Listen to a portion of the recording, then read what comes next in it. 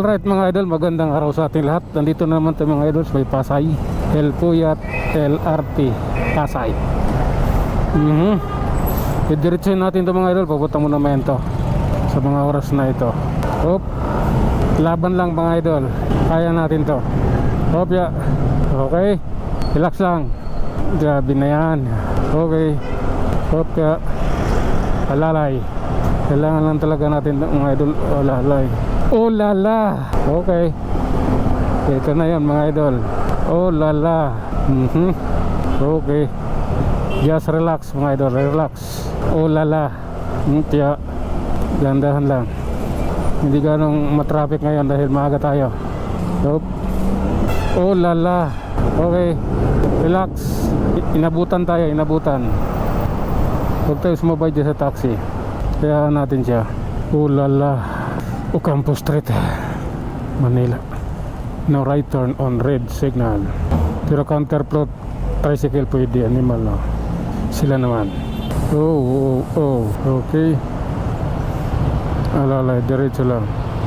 Time na namin. Kaya tabi na muna kayo. Tabi naman. Oh lala. Hop. Ganun talaga ang buhay. Weather lang. Oh my goodness. Hop, habulin natin. Mag-beating the red light tayo. Wala naman traffic enforcer. Maaga pa. Maya pa sila. Hop ya, tsaka mag-i-eleksyon na.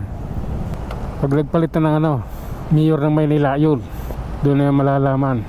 Dahil magkakahigpitan ng senturon. Dahil lahat ng traffic enforcer niyan, babantayan ni Isko Moreno yan.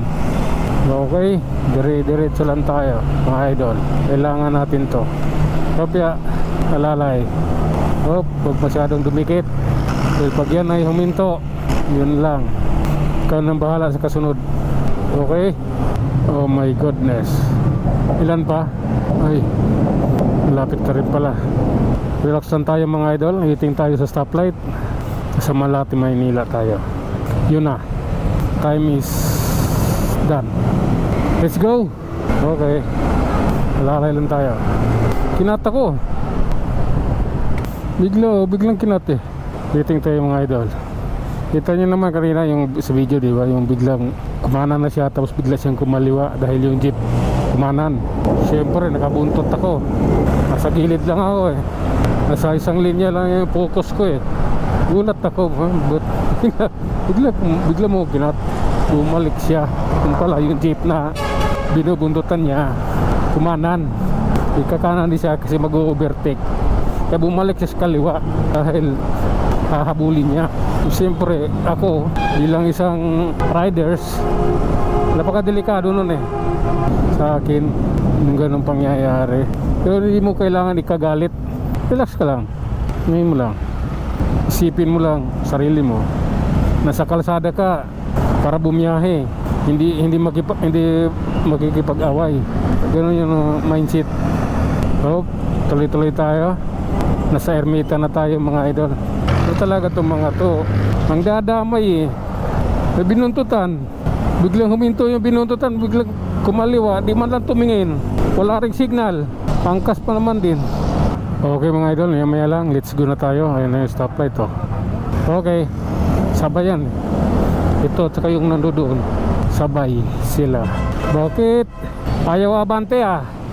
Traffic ito mga idol. Ayan oh. Hindi gumagalaw doon. Hirap talaga pag walang traffic enforcer. Pinilit kasi. Ayan oh. Ewan ko sa inyo. Nakalusot na kami. Kayo naman. Paano nakagreen na kasi yung ilaw? Marami pang Ewan ko.